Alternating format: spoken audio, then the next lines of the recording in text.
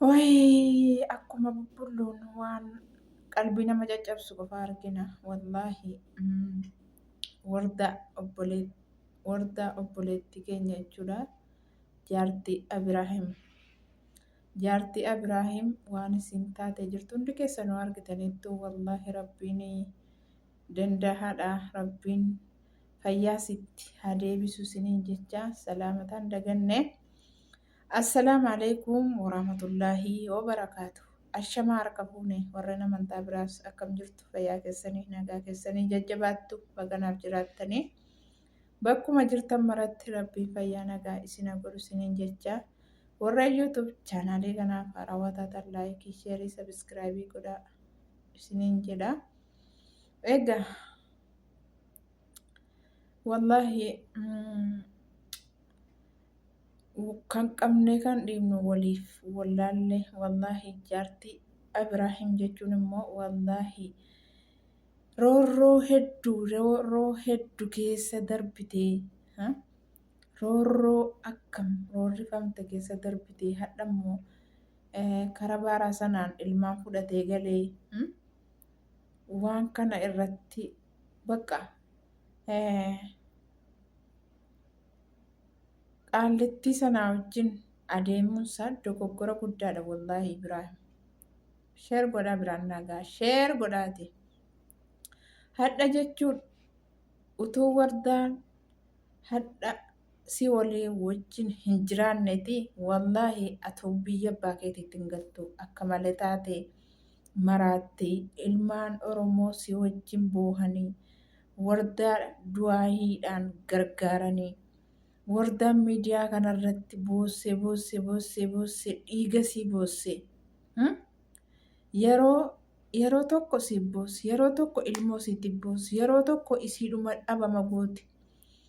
Kana hunda keessa rabbiin kana hunda keessa dabarsee hadha immoo biyya abbaa keetiitti galtee isiidhaa biyya namaa jirtu isiidhaa aalii tokko obbolaa tokko ofitti hin qabne. Dogoggore biiniin dogoggoree haadha kee waan hin taane obaasee summii obaasee rabbiin immoo hambise. Wardaan immoo utuu waa gochuuti biiftuu sana waa gooti. Ati sana yaaduu dhabdee utuu waa gochuuti jechuudha. Utuu waa gootee akkam daaraa gochuuti biiftuu sana gooti. Maaliif ilmoo sii waan isinitti gootee namummaa namaa keessaa baaftee si mataa kee garagalchitee namummaa namaa keessaa si baaftee biiftuun jechuudha. Rabbii gaditti si duukaa utuu fiigdu utuu si duukaa deemtu utuu kara kana lixxee achiin lixxee utuu yaa Oromoo koo du'aayinaa godhaa utuu jettu utuu boossu utuu dhiiga boossu rabbiin danda'aadha. Sababa isiidha wallaahi sababa rabbiin siif godhe achi keessaa maraannaa sana keessaa si baaftee ilmaan kee si beeskiftee ilmaan kee maatii kee ofuu wallaalte jireenya kee sitti deebiftee naa jettee biyya namaatii immoo akkamuu ta'u galtee cinqii sana keessa darbitee atillee karaa kanarratti waan isiin sitti gochaa turte nama sitti bittee kana hunda keessa darbitee nama biyya abbaa keetii keessa geessu immoo xiqqoodhuma sii jechuun hin saalfattu ati immoo maraannaadhuma sana sitti jira. Hadhagaa haati ilmaan keetii biyya namaa keessatti mataa gadhiiftee kunoogaa bakka shaararra sii jirti akkam jettare achi kaatee dhuftee achi Itoophiyaa sana kaatee dhuftee dawaa itti barbaaddattamoo akkam gootare isiin dukkanaan roobaan si duukaa akkana rooraa turte jechuudha. Hadha sammuun dhiiraatiif sammuun kennotaa sammuun dhalaa adda addaa isirkaa bahee jira. Lamuu maal isiitti dhiyaate maal isii duukaa deemee maalis wallaane haqqilee isii duraanitti deebisee sammuu isii duraanitti deebise. Miidiyaa irratti fiddee fuudhi sammuu isii xiqqoo hin eegdu reef isiinoo hin tasgabboomne ammallee ofii isiitiyyuu jechuudha. Ergiti galtee biyya geesse biiftuun fuute akka malee gootee egaa rabbiin iyyuu raamata biiftuun sun iyyuu raamata gootee kan biiftuu sanaa wajjin qabde sanatiyyi inuman ajjeesa wardaa itti malee biiftuu iyyuu rabbi laaffiseera. Isiinuu kaleessa jechuudha biiftuu sana harkaa baate ergumati galte hadhammoo niitii sana harka qabattee daarii bishaanii bashannana adeemta jechuudha. Isaa miidiyaa irratti fiddee gadhiifte. Miidiyaa isiin argitu irratti fiddee gadhiifte. Kanas egaa hadha mataan harkaa bahee akkam gochuuf deemta ree? Akkam gochuuf deemta? Biyya namaa keessatti sanuu biyya lolli akkam warreen achi keessa jiru baay'ee lolli ammaataadha. Lolli baay'ee cimee jira jedhaaranu sana keessatti akkas taate haati ilmaanii kaleessa siif kurrifataa oolte kaleessa siif iyyaa turte hadha namummaa namaa gadhiifte bakkee shaara irratti baatee mataanis harkaa ba'ee jechuudha. Yaa Oromoo silaa kan ilmaan Oromoo warra Yaman jiranuu kan dubbatame kan dhiifamu nama harkaa bada. Wallaahi laazim baay'ee tokko karaan qabanii karaan niisan nama harkaa bada. Baay'ee tokko jechuudha. Miidhamni warra Yaman sun immoo miidhama bakka fokkisaa. Fokkisaa inni biyya kanaallee ormatu alagaatuyyi akkana nu boochisa. Alagaatuyyi morma keenya nurraa gad darba. Kan Yaman immoo Oromoodhumaaf Oromoowwan nyaata. Jaarsaaf jaartiin yoo irratti fuudhe kabajan qaba. Miidiyaa irratti fidee akka fedhe tafaxafa. Akka fedhe dhiigarraa gannaqa. Miidiyaa irratti waa bicuus yeroo qabate miidiyaa irra fidee hoo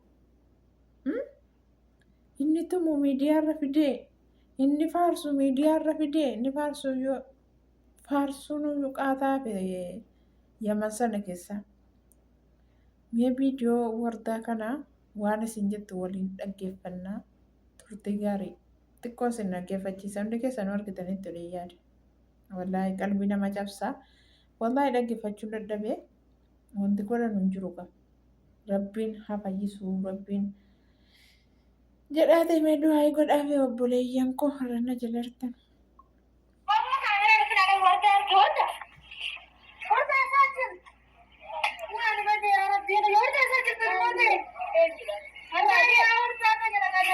Addunyaa si wallaalte jechuudha